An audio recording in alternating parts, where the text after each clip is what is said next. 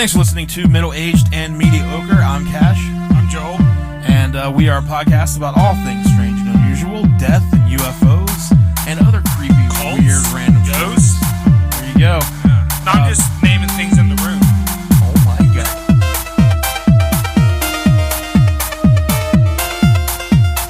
There's a cult of ghosts.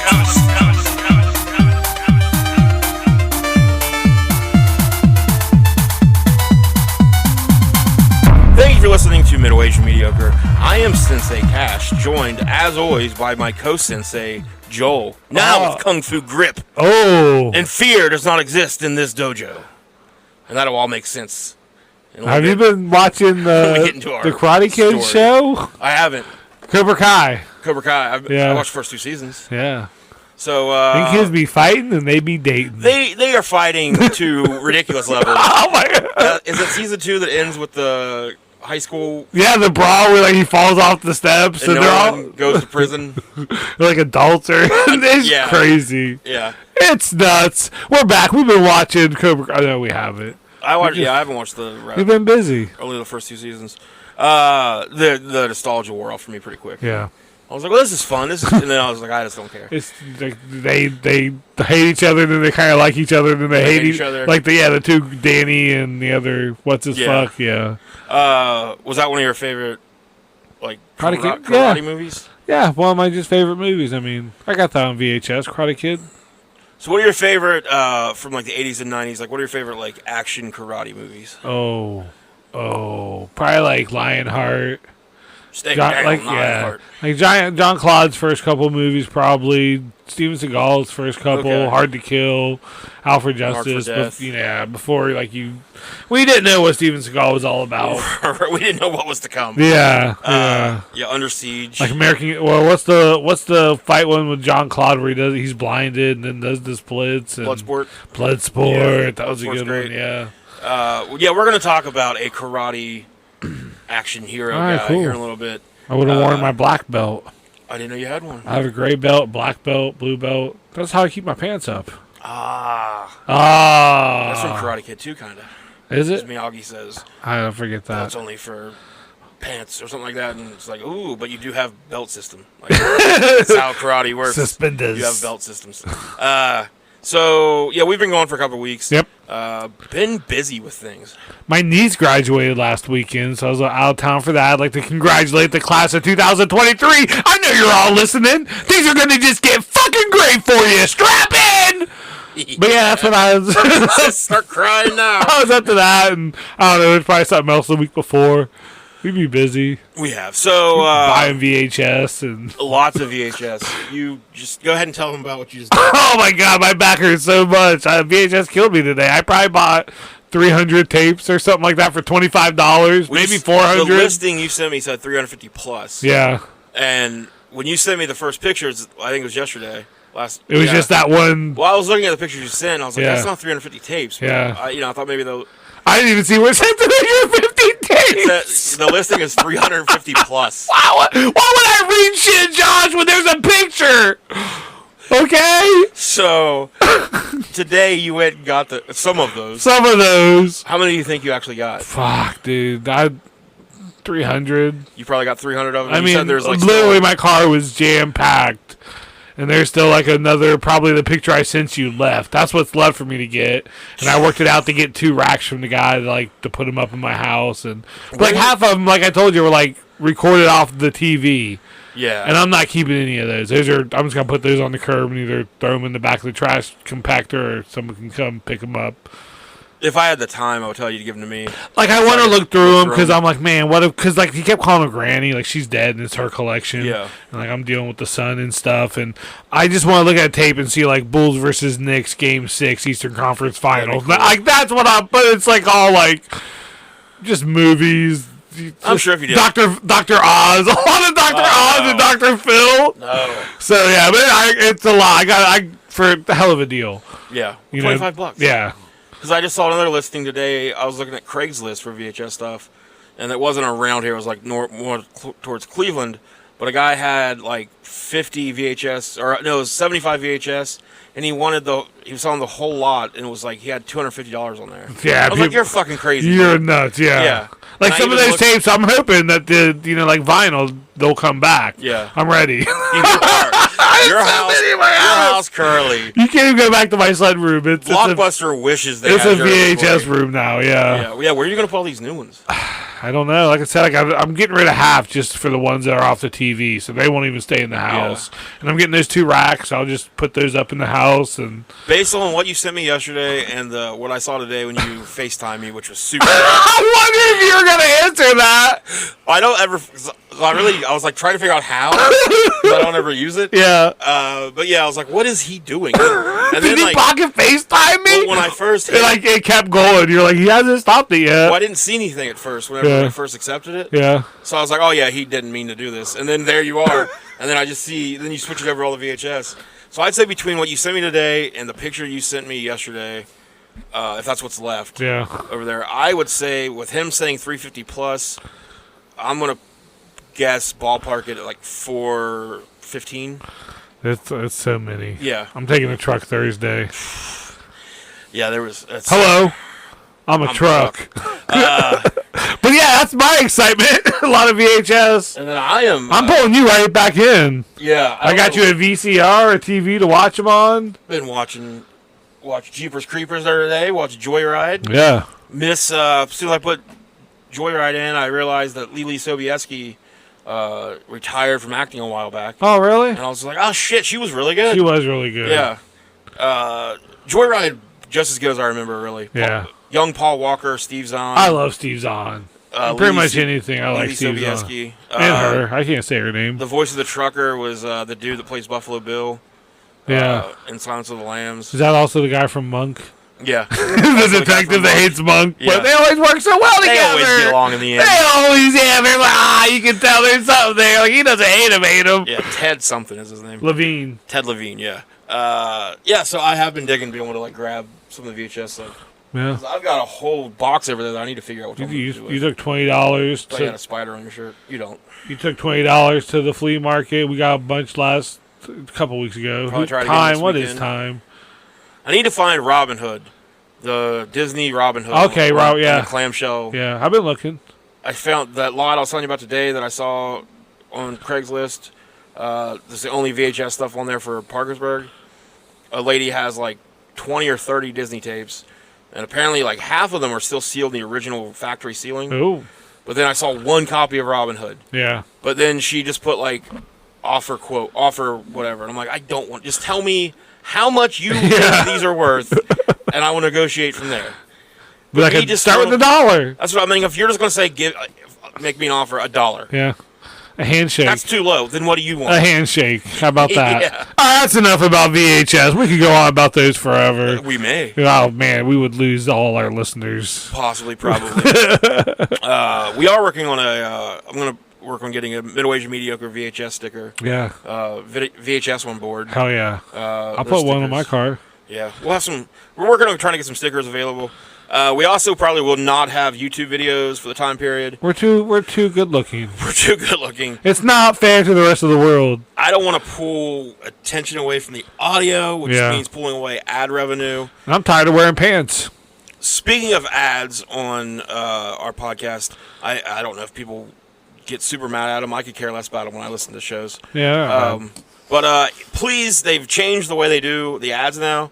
So we have to be like averaging like 100 listeners every 60 days, which should be super easy, but we struggle with it because people don't like us.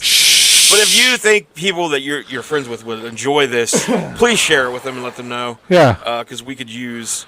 Word of mouth is the best thing you can do with your mouth. We just need to keep like 100 people. Yeah. Every 60 days, and we'll be able to do ads and make money off of them, and then buy new equipment, expand, shirts, things like that. Stickers, more VHS.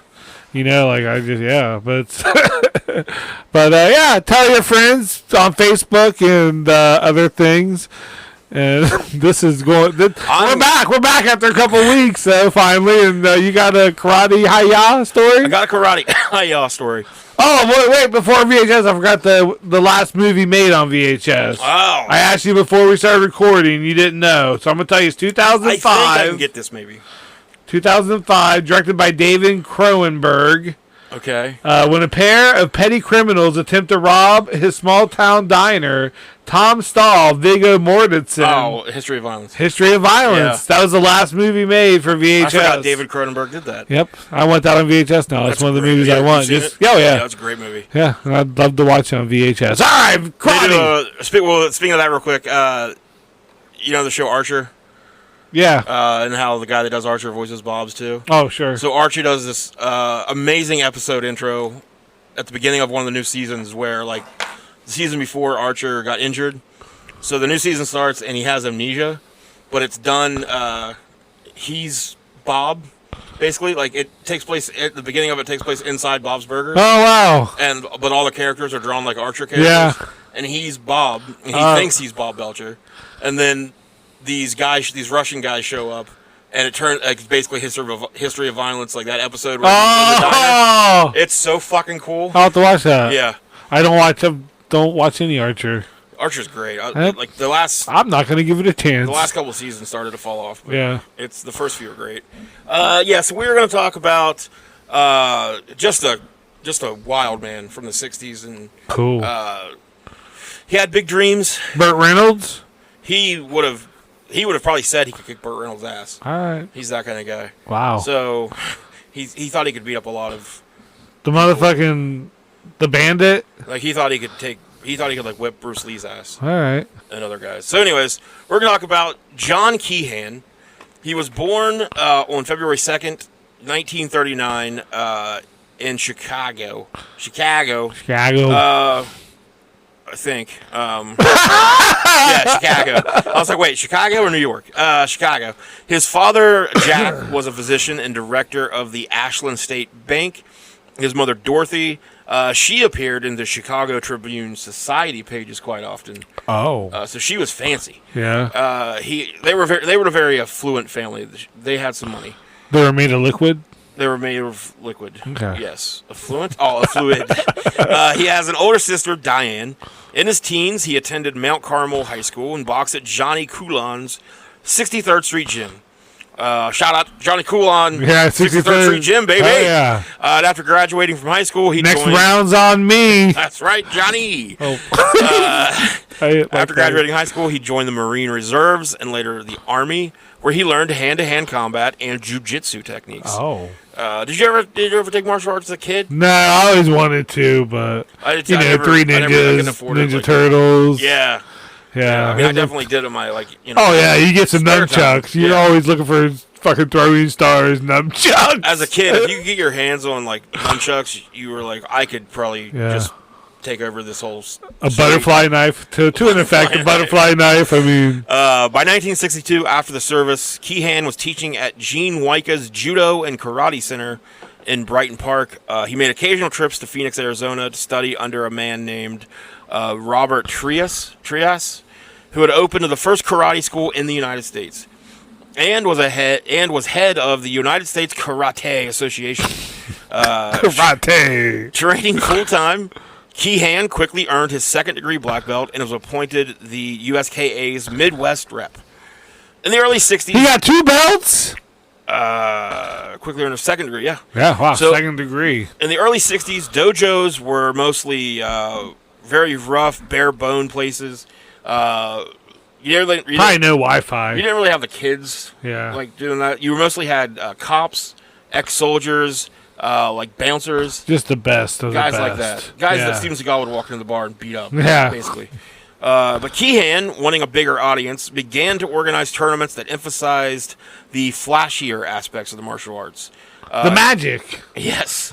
He appears on the cover of one tournament program, smashing 8 rows of bricks with his elbow. He was a savvy publicist, making sure the first event he organized at the University of Chicago Fieldhouse in 1963 got mentioned in the Tribunes in the wake of the news column. There wasn't a lot going on back there. He was a bit of a wrestling promoter. Oh, okay. I mean, like, like that kind of mindset. Yeah. Could you enjoy something like that? Watching someone like break shit? No. Maybe as a kid. I don't even think I cared as a kid. Yeah, I mean, like, I mean, I wanted to try it, I think. Yeah. But then I was always like, wow, that... Remember that, the Christian power group? I can't remember their name. My brother had those nice stuff. The Power? The Power Team? Or... They would, like, rip phone books. Yeah. So, Keehan's early tournaments attracted a host of martial arts luminaries like Ed Parker, Jun Rhee, and a pre-Enter the Dragon era Bruce Lee. And his tournaments also brought in a lot of new students. James Jones, a now retiree living still in Chicago, signed on at Keehan's Rush Street School the day after he attended the tournament. He studied with Keehan for 3 years and remembers him as an ideal instructor. Quote, John was a person who focused on basics and fundamentals. He had excellent form and techniques. He also said that Keehan was one of the few men who could sidekick or punch a brick in half. Though at one event it took 3 strikes, and Keehan wound up breaking 5 bones in his hands. Still, he showed up to the dojo the next day, his hand in a cast, because there's no fear in his dojo either. So. Oh, no. Did you ever, I mean, how often would you try to break the boards and stuff? Yeah, anytime there's a board there, you're going to try to kick it or punch it. And you would always do, like, you'd set it up, and you'd do the whole run through. But then, like, you give it that little test, like... Just, you kind of saw like how much gives he got, and then if you were like, "Well, that's not going to break," then you started looking around for another piece. You'd quit. Now I have to break something. Yeah. Keehan also really the best would be like the raw spaghetti noodles. Just break through a lot of those. Yeah, that's easy. Thank you God for the power to do this. You feel tough. They should have made a. That's what I can't believe they never did that. So that whole team, whatever they were called, that was the '80s, right? Oh, '90s. I'm sure it started in the '80s. I can't believe that didn't, because everything did. I can't believe they never had a Saturday morning cartoon.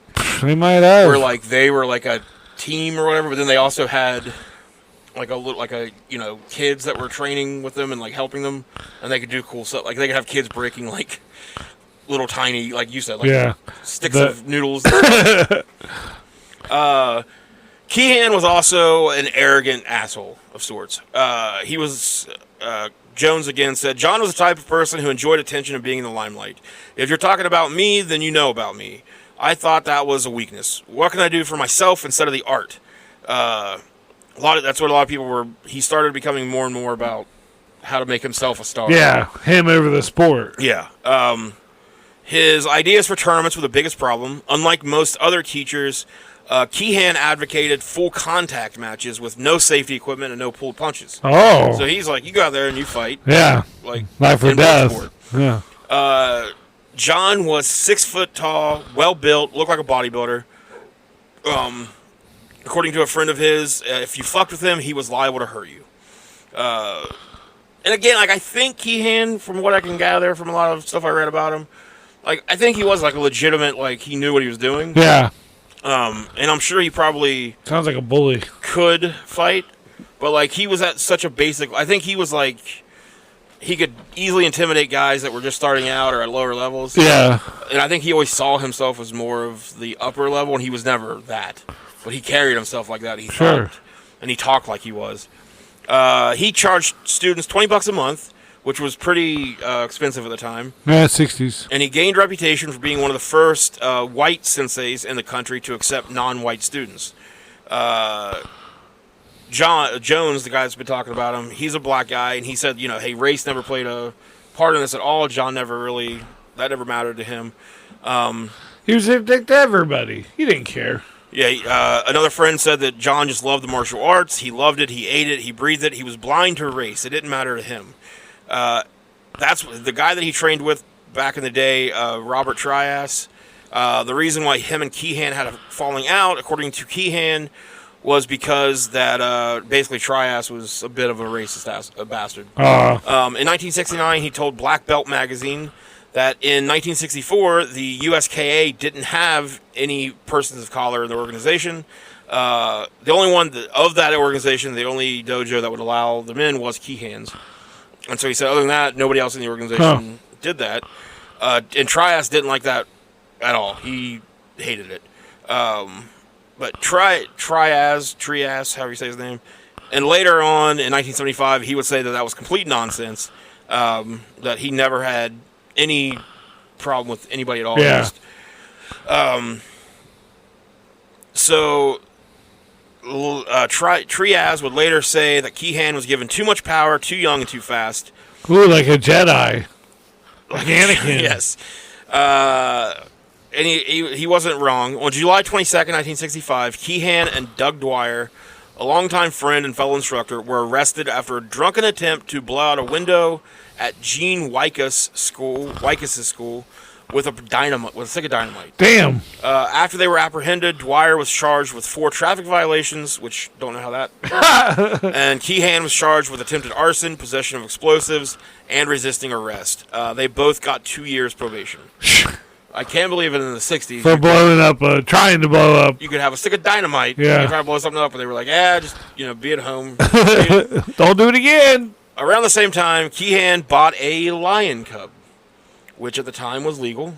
It didn't become illegal in Chicago until 1969, or in Illinois, until 1969 when the Illinois Dangerous Animals Act.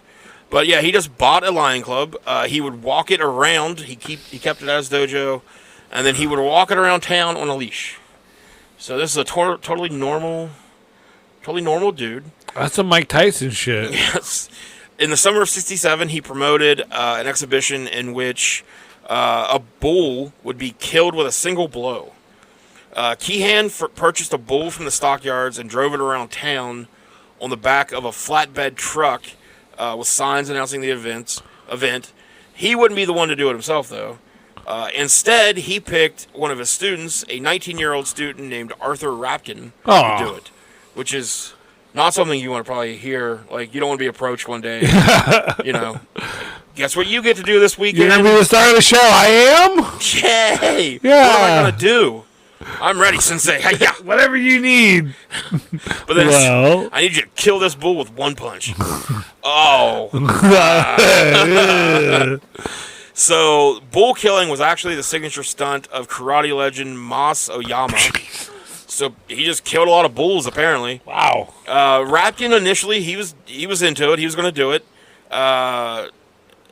Then let me see. In a Tribune article about the event, Rapkin said later that if the police prevented him from attacking the bull in the middle, he would just go kill it on the truck on State Street if necessary. So he was fucking. I'm going to murder this bull. But after the seats were filled, Keehan announced that the event had been shut down by the Chicago SPCA. In hindsight, Arthur Rapkin says he believes Keehan and associates never seriously considered staging the event. They were probably just trying to make him. It was probably a prank on him. Yeah. Which is a big prank to pull off. Did they sell tickets or pay for the bull? I'm gonna put expenses into driving it around. I'm gonna sell tickets. And they're going to say, it was a joke, haha. Just to see who the sick fuckers are. Like, who's going to pay to watch someone kill a bull? That year, Keehan, so here's where our story really begins. That year, Keehan legally changed his name to Juan Rafael Dante and began insisting those around him call him Count Dante. He's half the Turtles. Rafael Dante. Well, not really Donatello. Never mind. Shut up, Joel! He told people that he wanted to reclaim the royal title he lost after his parents immigrated to the U.S. in 1936 during the Spanish Civil War. However, though, he was he was a Southside Irish guy. So, possibly, I don't know. But he somehow decided that he was going to be a Spanish count. So, people needed to call him Count Dante now. Yeah. Regardless, his new name and background came with a flashier stage presence. At a 1967 tournament he held at Lane Tech, he arrived wearing a flowing cape and brandishing a cane capped by a lion's head. He had dyed his hair jet black and had a neatly trimmed beard, reflecting his new sign gig as a cosmetologist. So karate instructor by day, college cosmetologist later on in the day. Also in '67, he opened a salon. The House of Dante. Arthur Rapkin The recalls 60s were wild. you could do anything. Yeah. You and your pet lion. Yep. Yeah. Hairdressing and karate chopping. Arthur Rapkin recalls that Keehan recommended hairdressing to him as a profession. The flexible hours will let him pursue martial arts training. And it wasn't a bad way to meet the girls. That's what Arthur... Because karate's driving them the fuck away. So like, come on back and I'll cut your hair. Suited up Hi-ya! in his new persona, Keehan decided to make a play for national recognition. Inspired by Kung Fu Dim Mak, or The Poison Hand, these strikes, which emphasized thumbing out people's eyes, flaying their skin. See, I like to use my pinkies because people don't expect it. And it's a little ticklish at first. Yeah. They're like, oh, pinky. They kind of admire it. They're like, wow. Yeah. I was worried about the thumbs. And I come in with the pinky and just plop them out. Plop, plop. Yep. And then you just wiggle my little pinkies with their eyeballs on them. It's for me. It's for me. Like insult to injury that you're mocking them and they can't see. Yeah, but it's for me. Yeah. I describe it as I'm doing it. Look at you. I'm like, you can't see, but I have one of your eyeballs on each of my pinkies, and I'm just making them bounce up and down all crazy. I'm gonna lick one. Oh! So thumbing out people's eyes, flaying skin. Oh, Now, I mean, flaying is done with a knife. sure. So, what?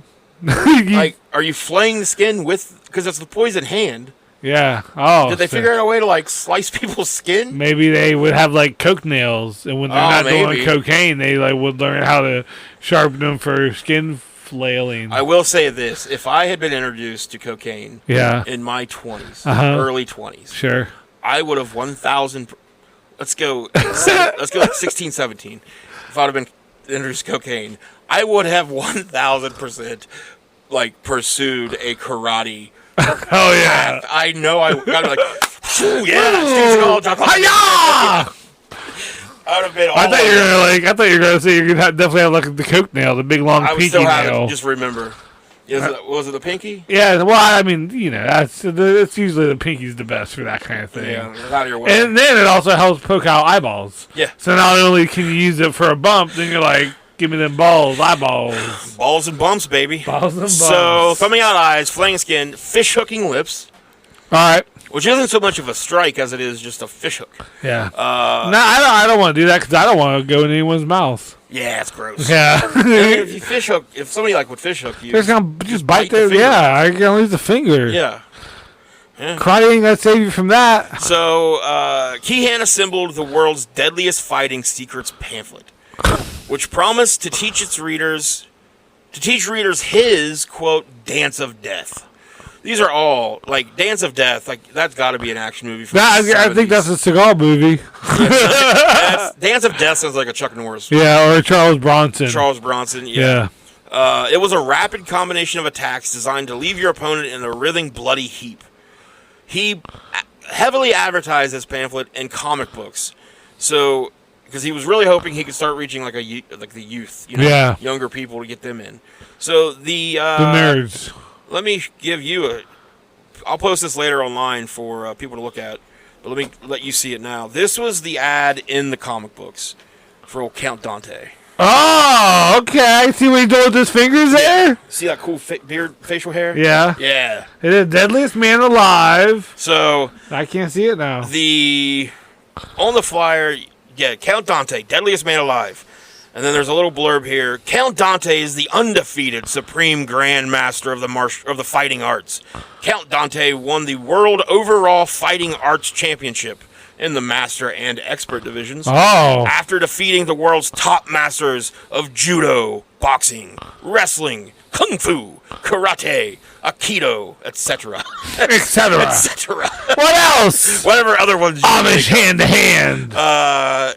In death matches. On August 1st, 1967, the World Federation of Fighting Arts crowned the Count the world's deadliest fighting arts champion. Now, the world's deadliest fighting secrets can be yours. Free.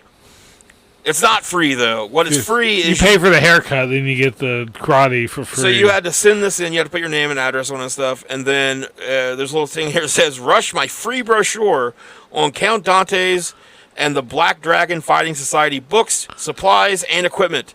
I enclose 25 cents to cover postage. As a special bonus for ordering early, I will receive a free Black Dragon Fighting Society identification card. Not bad for a quarter.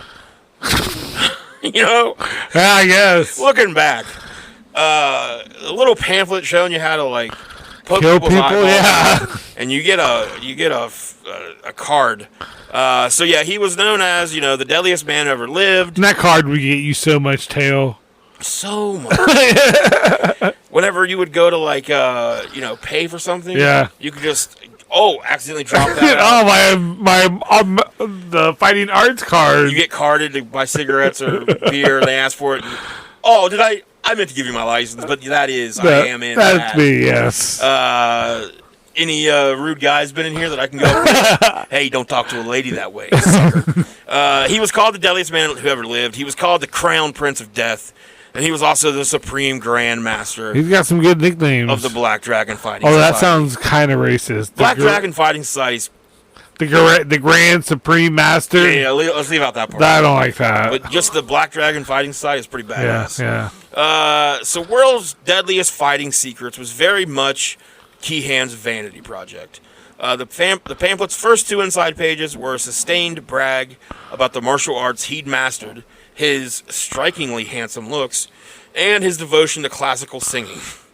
Interesting guy. Those were followed by photos of Keehan in a black silk gi, demonstrating techniques like the groin slap. Oh. Which I don't know if that's like the, The back tag? the back tag. Yeah. The groin slap or grab, or the groin grab and tear off. Oh. Which That's MacGruber's thing, Yeah. isn't it? which I need to go back and see if MacGruber calls it this or not. But apparently that is known as monkey stealing a peach. Oh, monkey stealing a peach. Yeah.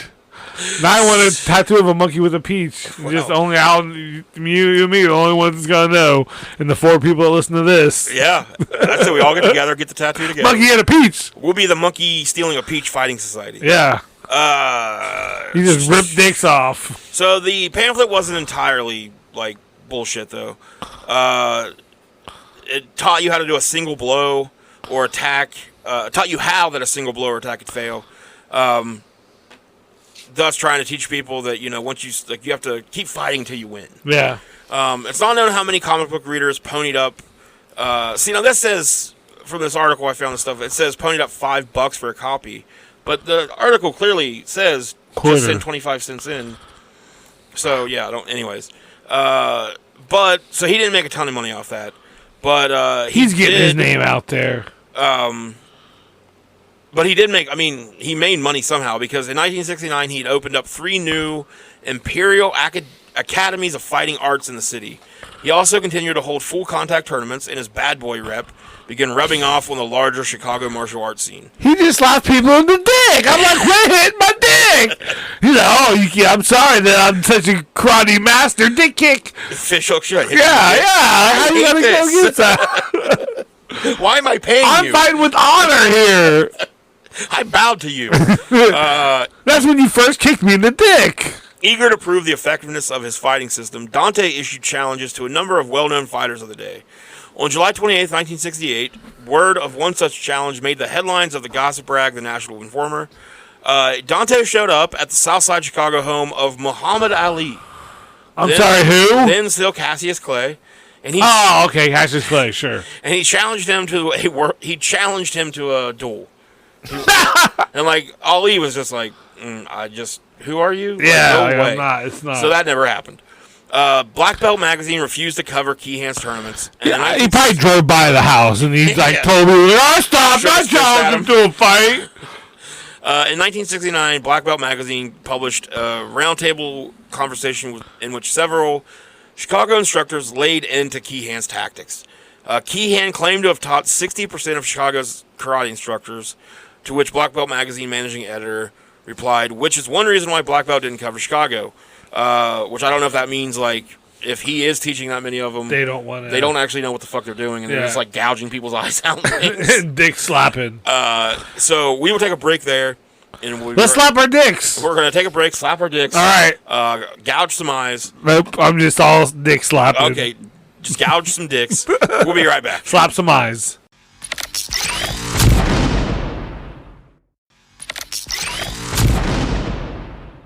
What are we, Joel? What? We're good. We're back. We're back. We're back. I'm good boys extraordinaire. That's where my mind went first went. I knew we had to rehearse. We should have rehearsed. We don't rehearse. We don't? Were you rehearsing? So on April 24th, 1970, Count Dante's challenge to Muhammad Ali has went unanswered. Yeah. Everybody else is like, they're not covering him because he's just basically committing crimes against people. He's a bullshitter. He's just slapping dick and gouging eyes. So this guy named Ken Knudson, he was a Ken Nuts? Knudson. Knudson. He was a student. He got a call from another student named Jim Konchovich. Jim told him that Count Dante wanted to visit a rival dojo. The Green Dragon, everything's a collar and a dragon. The Green Dragon Society's I want to be the Lavender Dragon. The lavender, I like that. The Green Dragon Society's Black Cobra Hall of Gunfu and Kenpo. All right. I don't know if Gunfu is a misspelling there and it was supposed to be Kung Fu, but Gunfu is like what John Wick does. Yeah, gun fu. That's a good term right I there. think they call it that. Oh, really? I think that is what the people like. If not, refer you to better it as. bleep this out so no one steals it, and you'll be a billionaire. A billionaire. I'm gonna get gun. I'll call Keanu. Yeah. Keanu, I know what you Dude, need to call this. they're prepping for John Wick 5. I hope there's a John Wick 46. I will just- watch every John Wick movie. It can never end because there's always going to be someone that he kills 100 people in the movie. There's got bound to be the odds are forever in his favor. There's bound to be a relative or friend that wants revenge. And I can't wait to watch them. And they're like, "Oh, what? You got a new lamp? I'm going to break your lamp." And John Wick's like, "I like that lamp." And now Now he broke John's lamp. yeah, but now he's got to kill 100 other people and Yeah. get back into the Russian mob, only so he can get out of the Russian mob. And then he's got to like kill 100 other people. Yeah. And then like he's like, "I didn't even like that lamp." I have a giant boner right now. Yeah. Yeah. I'll watch every John Wick movie. You'll that comes slap out. all the dicks. I want them to start doing John Wick versus like other action heroes, like just other stars yeah. and things. Like, give me Jason Bourne versus John Wick. that'd be cool. Yeah. What was one I thought of one the other day that would have been can't remember now. Really good action movie that just came out not too long ago. Anyways, Terminator versus John Jason Wick. Statham, like one of his Transporter versus Yeah. John Wick, Crank Jason Statham. all sorts of shit. Yeah. John Wick in space. We get it. You want to fuck John Wick? It's Yeah, cool. dude, Keanu is amazing. He is. I get so we'll get way off track here. So I don't know.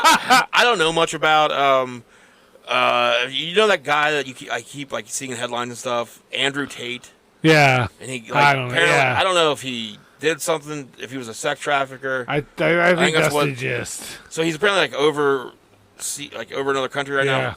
Whatever. He's in prison somewhere in another Well, I country. think he's out now, though. But yeah. But like I didn't know who that guy was until that happened. Thank God. I'd yeah. never heard of him. Yeah. But then, like, I saw some of his videos where, like, people post clips, and he's just, like, a misogynistic, just fucking asshole. Yeah. Just a gigantic piece of shit. Rich and just. But apparently, yeah. like, younger, like, boys and men, like, boys to men, like, apparently they, like, I mean, like, he had a huge audience of, like, young male, like, a young Oh, male not the audience. R&B group, Boys to Men. No, they might have liked him, too. Okay. But no, he had, like, a very, like, huge audience of young men. Yeah. And I'm like, how did that dude get a platform and do this when, like, I saw a video of Keanu Reeves at a convention, and this little kid comes up to him, and the little kid's holding the figure of Keanu's character from Toy Story. Yeah, I saw that. And, like, he's, like, super interested in this kid, and he's, like, Yeah. asking him stuff, and, like, and I was like, how are we not pointing, like, young males and, like, look at this dude. Yeah. He, like, in pictures with celebrities. He's like, excellent. with women, he doesn't put his hand. Yeah. Like, he keeps his hand at a distance. Like, he's such a good dude. But we somehow, like, I don't know how. I'd let him marry my daughter. I mean, eventually. I'd marry him today. Okay. Well, she's. Let's give it a couple years. No, Keanu, not your daughter. Oh, okay, yeah. Oh, you mean like I can I be the minister? Sure. Yeah. Let's get back. Let's get All back to this. Gung Fu. I will watch every John Wick movie. So he said the students called each other, and one told the other, "Hey, Count Dante, he wants to go over to this rival dojo." And when he was asked what the beef was with this other dojo, John said, Jim Konchevich said, "Oh, Dante, over abroad or something." So something honorable. The Knudsen guy, he was training. He took a pass, and he was like, "No, I'm good. That sounds like, I don't want anything to do with that." So, the three men, though, had been friends since the early... These three guys the two guys are talking to Count Dante. They've been friends since the early 60s. Konchevich was one of Keehan's top students. He ran his own dojo on the west side, the Taijutsu School of Judo and Karate. Jimmy wasn't a battler, Knudsen said. He was notorious. He was legendary for getting in a street fight. Or he was a fighter. Yeah. What do they call the guy in Sheamus's group? Brew? Or no, who's the blue-eyed battler? Jim Ross always calls somebody the blue-eyed battler. Moxley. He was always getting into street fights. He would just he said he would just maul people. Most accounts agree that Count Dante did call the Green Dragons dojo earlier that evening. In an article published a year later in Official Karate magazine, ooh, he claimed that he and his students had received death threats. Okay, Official Karate. Okay, and that he planned to level their entire instructor force. Oh, to the ground. To the ground. I will. Oh, that's some Dennis Reynolds shit right there. There will be fear in their dojo. Yeah. To do it, he called another friend, Michael Felkoff. And then Konchevich. He described Felkoff in the article as an animal, as being an animal as a fighter with a killer instinct. Today, Felkoff says he was only called in to act as a mediator. So, when Count Dante arrived at Konchevich's dojo, he was dismayed to see that Konchevich had called in 3 of his younger students to join them. Count Dante later described them dismissively. He said 2 were only skinny kids who worked a whippy, snappy, and ineffective karate, and a third was they wouldn't even hit a dick. and a third was a short, pudgy clod. He was really good to dick pics. That was mean. Kicks, punches. Still, he led the group to the Green Dragons' Black Cobra Hall. I think they were snapping on the way. Where the Black Dragon's going after the Green Dragon, because he likes to sing. And he's a cosmetologist. He's dramatic. He was. Yeah. They were dancing and stuff. He wears a cape. They would walk and then kind of do something where they kind of back up for a second and all start walking forward again and just snap, snap, snap, snap. According to the Chicago Tribune article, Keehan broke down the front door and found 6 green dragons inside. Felkoff, who arrived late, not a good... Felkoff, come on, man. Come on, man. Recalls that the green dragons... You got to set an example for these young little dick kick punchers. He says that the Green Dragons were armed with Chinese weapons. Oh. Somehow, or somebody, it's unclear who, made the first move, and accounts disagree about what happened next. According to Black Belt magazine, one of Keehan's men struck a Green Dragon member, Jose Gonzalez, which is the guy, isn't that the guy that trained Shawn Michaels? Jose Laferio. Jose Gonzalez might be like a baseball player. Yeah, sure. In the eye with a nunchaku. Ooh, nunchaku. While a Black Belt Times article says that Keehan himself attacked the instructor, lacerating his right eye badly enough that it required surgery. He went fight for the eye! Yeah, he did. Hey. That's what you do. Count Dante walks in. You can't fight without what you can't see. You can't punch what you can't see. Shield your eyes. Yep. I do eye push-ups. With my eyelids, I do push-ups. Try it. Let me see 6. No, I've done so many today. I'm done, okay? Okay. All right, I don't do any exercise after 3. You know this. Don't do any the next time we record. Okay. Make sure you save yourself. Just saying, try to go for my eyes. I dare you. I want to see. Oh, God. I could have taken both your eyes. No, I got glasses. If you didn't have glasses, I could have had both your eyes. That's what I want you to think. I'm blowing you in. Stop it. Okay. Greenwald. My eyes are so tired from all the push-ups. In every version of the story, however, Koncevich was ready to dance. I think they mean fight. According to the Tribune. No, he's like, come on, guys. He's like, we did the whole way over here. Well, yeah, we danced the whole way over here. Let's just try it. Dante, you're weirding me out. Like, what are we doing? Are we fighting or dancing? According to the Tribune, he struck one green dragon, Jerome Greenwald, which I guess they only let in people with green in the last name, Yeah, that makes from sense. behind and began punching him. Greenwald grabbed a sword from the wall and stabbed Koncevich while trying to block a blow. You don't bring a sword to a kung fu fight. Or don't bring kung fu to a sword fight, I guess. Count Dante shouted for everyone to stop fighting or he'd call the cops. He started this! Broke into our That's door, what he man. wanted! Ow! Koncevich had enough life left in him to yell at everyone to get the fuck out. He ran out the door and stumbled a few feet before falling. His 3 students had bolted and called the police.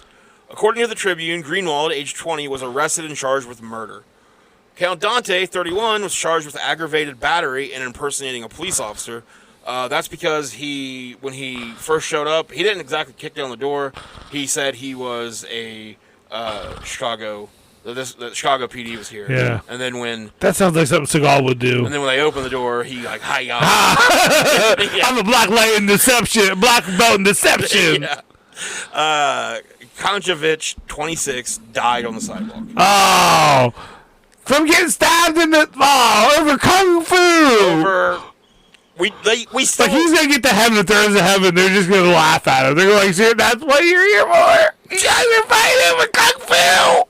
And is it true that you danced the whole way there? Yeah, you were snapping your fingers. So, Count Dante's attorney was Bob Cooley, who later worked for The Outfit, which means, the mob, until the late 80s. I don't think it means like the band The Outfit. Or Yeah, wait. Outfit. Who did... Put me in, coach. No, That's who did Outfield. oh, fuck, now I forget the song. Oh, Jesus Christ. I'm gonna take your eyes. Take my eyes. You don't deserve them. I don't. Fuck it. Where he... Middle-aged and mediocre. But Cooley had wore a wire for federal investigators in Operation Gambat, which apparently was probably a mafia thing. A mutual friend recommended him to Keehan in his 2004 memoir, When Corruption Was King. Cooley recalls his first meeting with Count Dante by describing his client as a tall, wild-bearded man while wearing a yellow fishnet leotard and a purple cape. Oh, nice, I'm man. a karate master. Yes. You're a what now? Okay. Yeah. For the trial itself, Cooley wasn't too worried. The state built its case against Keehan around the accountability statute, arguing that he bore responsibility for Konchevich's death. Cooley was prepared to assert that there was no way Keehan could have anticipated the swordplay that ensued at Black Cobra Hall. They went there for a karate fight. Yeah, it's karate place. They're gonna have karate weapons. And yeah, sure, this guy's known to, gouge your eye. Yeah, he went flare straight for skin, someone's eye. But he's like, we would and never rip your bring balls swords. off, Yeah, but swords. he uses his hands for that, goddammit. In 1971, the judge in the case dismissed all charges, but not before basically telling both sides you're each as guilty as the other. Like, just knock it the fuck off. You Grow up. fucking weirdo. Just grow up. Watch the movies like the rest of Yeah. us. Though Keehan was acquitted, his name was blackened. Inter-school rivalries and after-hours grudge matches were common, but this was the first time anyone had died. So maybe that scene in Karate Kid, the show Cobra Kai, because it says after-hours grudge matches and inter-school rivalries. So maybe like that. Life is so hard. Just imagine like fucking kung fu on top of it. I gotta get together with everyone else. Like you just see like your enemy, and you're like, all right, well, fuck. I guess we gotta fucking. Okay. All right, here we go. Well, see, I think that's why I would adapt. Gouge your eyes. Because I want to be the guy that they're like, don't fight him. He will. He'll rip your ball sack off. He'll gouge your eyes out with your dick. He rips your dick off, and then he gouges your eyes out with your dismembered penis. Craziest thing is, he gets you super hard first. So that way it's fast. He lulls you in, really. Yeah. He's got like silky fingers. They're just so soft. So from what I've heard. I still have my eyes and penis, so I don't know. So where am I at here? So those things are common, but this was the first time anyone had actually died during one. Count Dante offered truce in an official karate article. There are so many karate magazines. He said, "I blame." How are there so many karate magazines? We talked about black belt karate, official karate. I think there was one just called the Karate Magazine. He says, "I blame myself to a great extent for being responsible for us going over to the Black Cobra Hall. Just not enough legally, dude. You're the one that wanted to go, and have gone through living hell because of it. My days of fighting at the drop of a hat have come to an end, and challenges I will accept no more unless first attacked." or if it's a dance off. So he's setting up himself for the movie where, I'm retired from that. Yeah. I don't do that no more. And then they're All I like, do is cut hair. "You've got to. You're already over. Just one more time." So And he doesn't do it, and they kill one of his students. the movie was apparently quick because They his shaved their head. vow was short-lived. Oh yeah. Cooley recalls Count Dante beating up two men in a liquor store parking lot after they laughed at the bogus Spanish coat of arms on the door of his brown Cadillac. And then he assaulted another guy. How dare you enjoy life, sir? Sha sha sha sha! No, they laughed at it. Like, they made fun of it. Yeah, he but still, said- laughter is not allowed. He said, "I shout out, murder you." If someone laughed at how whack my shit would be, I'd be like, "Thank you." I'd snap my fingers. That's why you're not a karate master. No. I leave people's dicks alone. That's right. Okay, He also dick onto others as you'd want dicked onto you. Yeah. That's dick down others. That's you. dick onto others Oh. as you would want dicked upon you. That's in the Bible, right? Yeah, it should be. I think it is. I'm putting my dick At right in the least. Bible. I think that's like 17 different chapters it shows up. He also remembers. It's in every karate magazine too. He also remembers Dante assaulting another guy that had called him a fruit in a bar.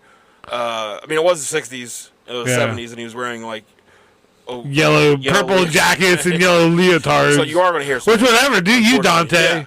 I'm not mad at you. I'm mad about whether you're an egotistical prick, but do what makes you happy. I'm sure at that time that gets said a lot. You Yeah. probably can't just karate fight every problem. Yeah, away. you can't karate fight your. I think that's the biggest lesson I hope people take away from this episode is you can't karate fight your problems away. Yeah. Not all of them. Not all of them. No, some. A handful. Sure. Yeah. Hiya! Get them out of here. But other God. ones, it's karate of the soul. Yeah. Are we going to write a book? One night, Cooley and Count Dante had an argument, during which Count Dante took a grazing swipe at his chin that put Cooley in such pain he felt that his skin had been ripped off.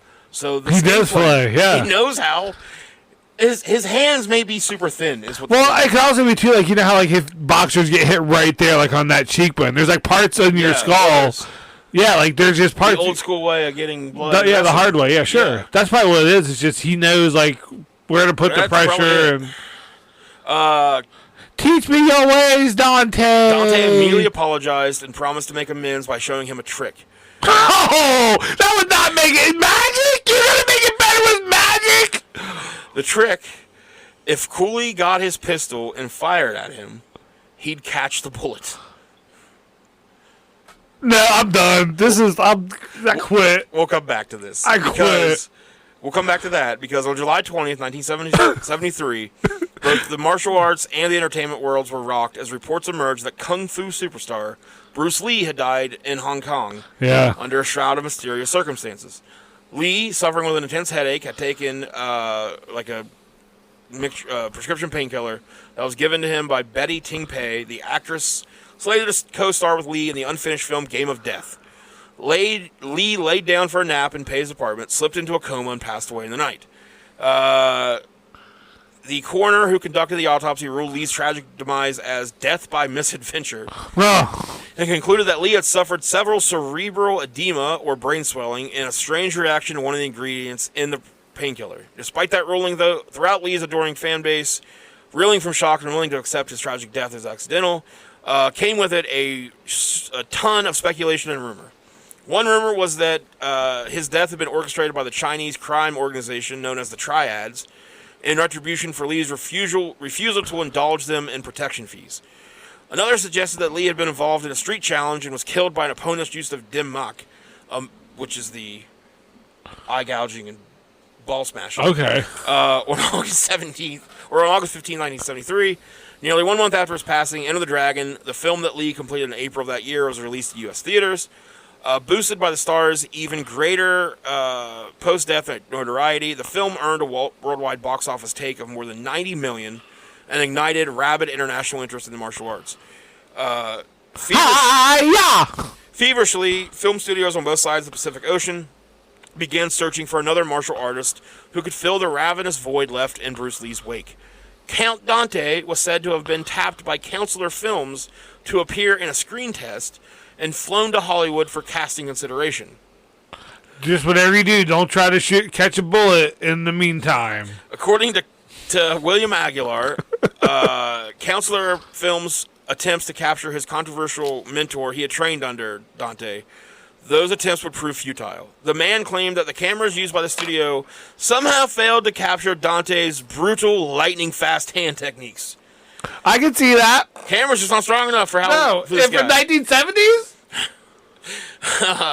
Yeah, sure. This guy ordered your dick off before you even know what happened. They can make Star Wars. They can't capture the essence of this guy. No. An additional claim was made that the company's insurance was coverage was canceled after the Dante screen test, which is actually probably more likely because apparently the world's deadliest man refused to pull any of his punches and kicks for the screen test, resulting in injuries to several of the martial artists hired by the studio. I think this guy is Steven Seagal.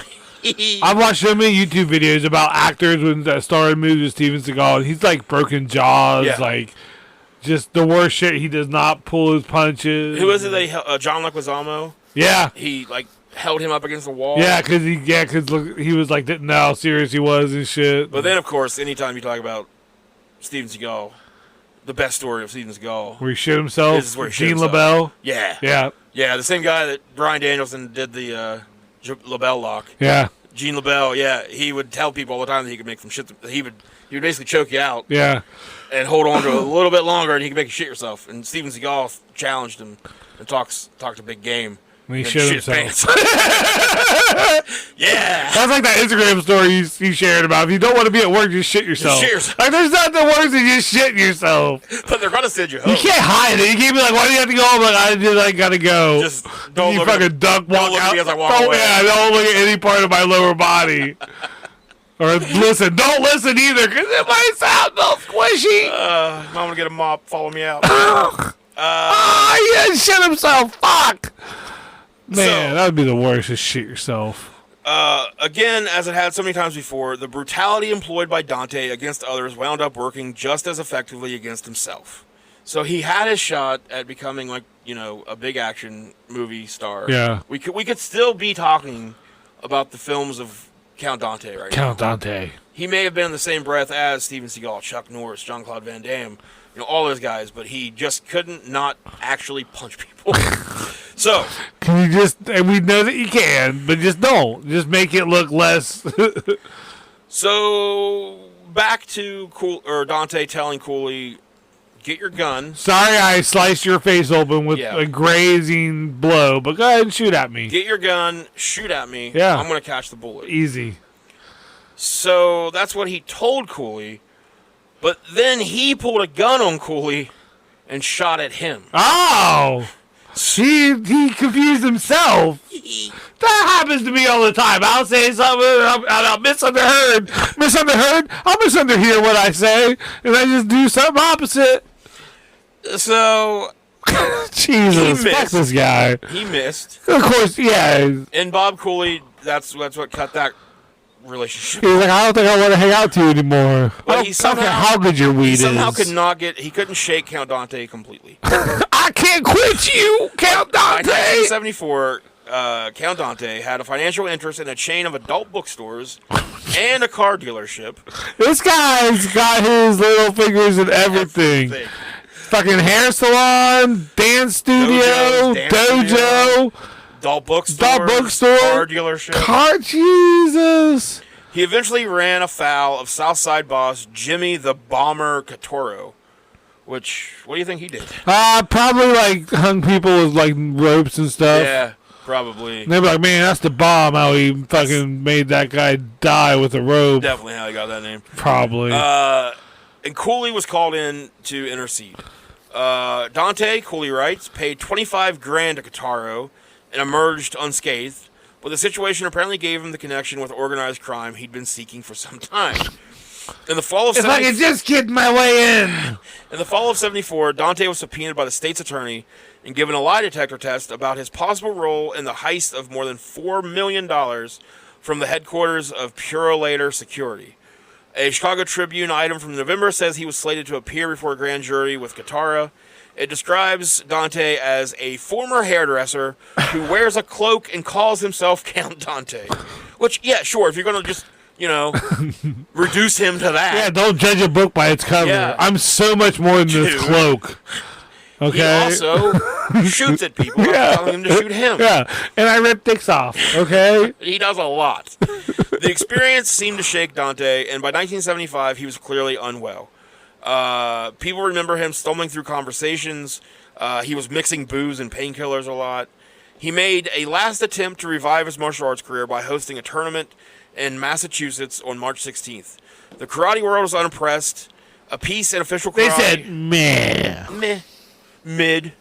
A piece in official karate on the event titled Sunday Bloody Sunday characterized Dante as looking bored and concluded that whatever the reasons for his expo, the resulting product was trash. Hated it! In an interview with Attleboro, Massachusetts Sun Chronicle to promote the event, this is promoting it. Oh, yeah. Dante stated that I just want people to forget me. What? It doesn't matter, man.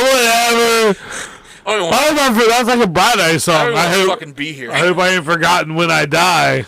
But if you're trying to promote an event that you want people or have people come watch, like, I just want you to forget about it completely before it happens. Yeah. I don't want you to know who I am. No. I wouldn't come. It's $20. It's this Sunday. I'm gonna break some raw noodles, whatever. Whatever. Time's nothing. He died 2 months later. Oh! On May 25th, 1975. He died doing what he loved, catching bullets. Telling people to forget about him. Hey, forget about me. His death somewhat remains a mystery. According to Wikipedia, he died in his sleep due to internal hemorrhaging caused by a bleeding ulcer. His wife, however... What? He had a wife the whole time. Wow! Twist in this There's an M. Night Shyamalan thing at the end. I can't imagine that relationship. That is like, I feel like being married to Count Dante is like Lois Griffin being married to Peter Griffin. Like, just always up to some hijinks. Always some new bullshit you gotta put up with.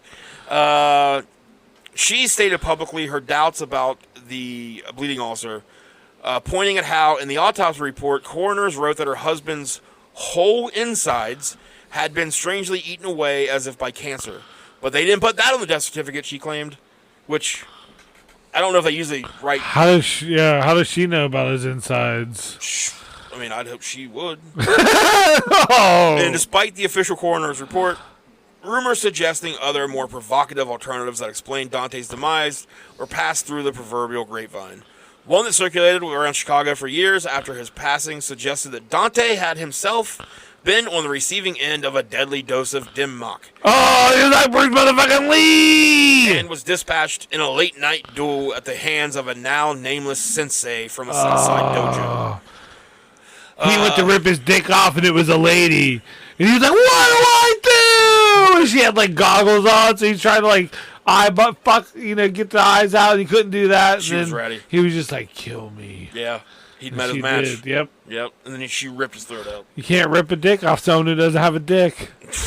Facts. Another suggested that Dante had died under an order issued by the Mafia, killed by the way of the subdermal injection of cancer cells. So they went for the long game there. Yeah. Similar to a claim. The mob loves a long game. They also said the same thing had happened to Jack Ruby. Keehan was buried in an unmarked grave, which is rude. Yeah, what the fuck? We know who he is. He did all types of shit, man. He danced, he cut hair, he had a car salon, a car dealership, porn store. Nobody thought to just buy it. Just put a fucking name on there. So, all his grave in St. Joseph Cemetery in River Grove. His legacy is modest. Shortly before he died, he helped his friend and protege, William Aguilar, set up a school in Fall River, Massachusetts, and appointed him his successor as Supreme Grand Master of the Black Dragon Fighting Society. That's a lot to fit on a card. That's so much. You got to turn it over there for the first. It's marked. If you look up in the left-hand corner, it says 1 of 2, and then you flip it over, the other side says 2 of 2. So start with 1 of 2. It's a Grand Master. And it says little continued. Yeah. Arrow pointing over. So don't start on the second side. It won't make sense. If you read the second side, then flip over and read the first side, you're not going to know what's going on. So start with the first side, 1 of 2, and then turn it over, 2 of 2. And that's my business card. Anyways, Call me. let me give you my second card. It has my phone number on it. Yeah. Aguilar died in January of, I think it was 2018, leaving his son in charge. In San Francisco, Bob Calhoun leads a band called Count Dante and the Black Dragon Fighting Society. Okay. Originally knowing little about Keehan outside of the comic book ads, he invented an outsized stage persona that's part punk, part karateist, part motivational speaker, and he wears leopard print kimonos on stage. I don't ever want to meet that guy. I mean, all the power to him. Do your thing, boo. There has been multiple cease and desist orders sent to him, but it's never been settled in court. You motherfucker's got an unmarked grave. And you can't use his likeness? Give a fuck about his likeness then.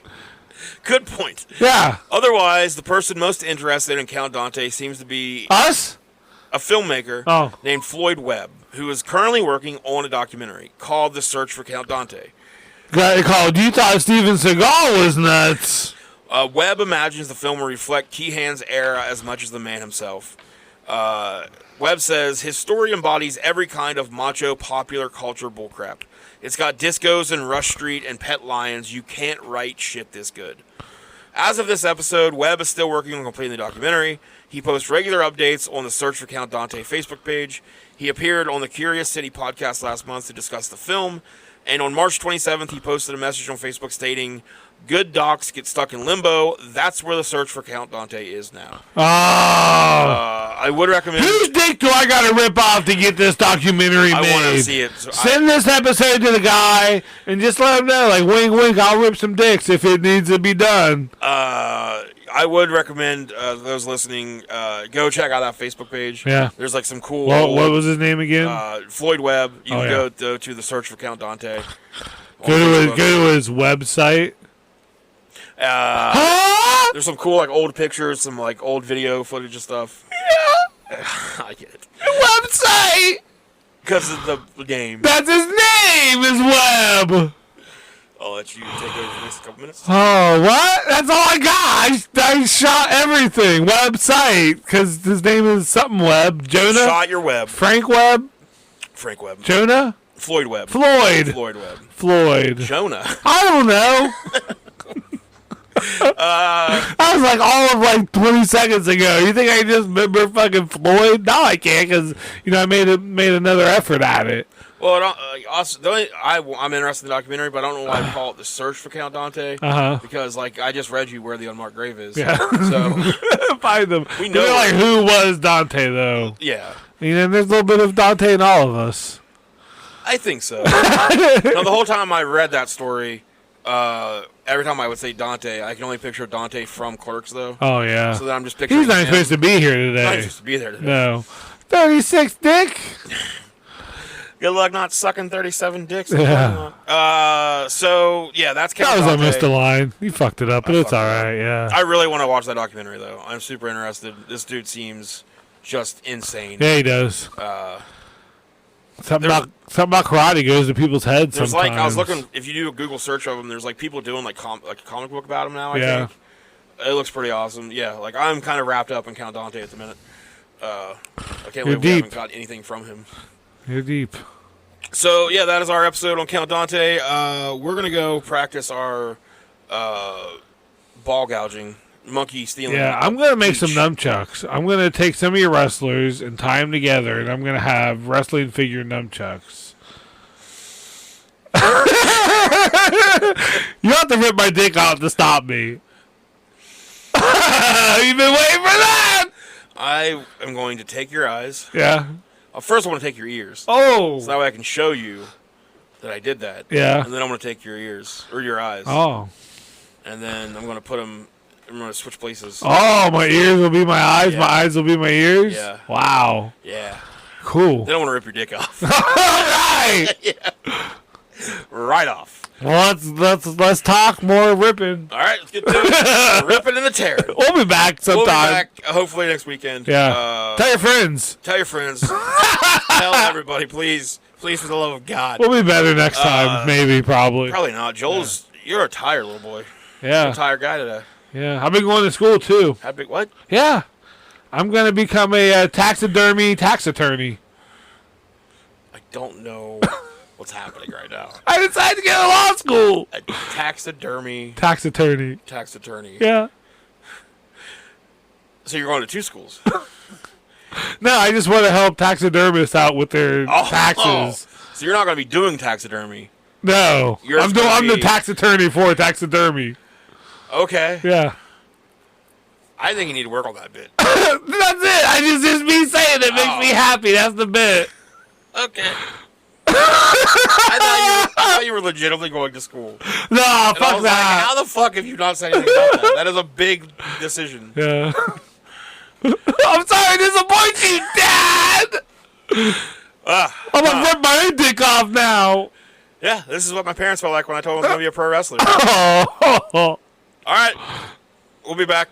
I'm gonna go to school. Bye.